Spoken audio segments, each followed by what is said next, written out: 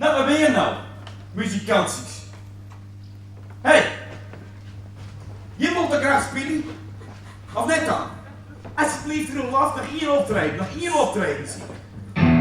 Bohemia is een vaststelling die gaat over een grote gearriveerde popster die alles mooi maken had, al het geld had, al het succes, maar waarom wel naar het liedse, naar de echte muziek, de muziek die er zelfs maakt en dat er weer het net om water is, maar wat er ken en wat er doet.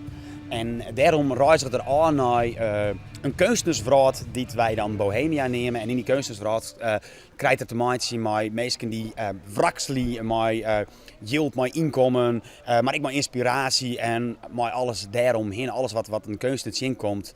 Bohemia. Bohemia. Wij gaan naar Bohemia. En hoe komen wij in Bohemia? Het hingt in de loft op dit moment. Met het politieke klimaat en met alles daaromheen is het natuurlijk nieuwsgierig om kunstens in een hokje te zetten. En dat dan, ik krijg iets te schertsen, het iets zwart-wit te stellen. En daarom maken ze het maatschappij kritisch. Zonder dat het heel belerend en een linksvingerke is of zo. Nee, het is juist, ik maak een knippig en ik maak een zelfreflectie van het gaat ik net al zo lekker erin. Er zit een protte muziek in Bohemia. Bram Vermeulen in het Friesk. Ik zong hier al in nachtbedden, stomme letters in je farine.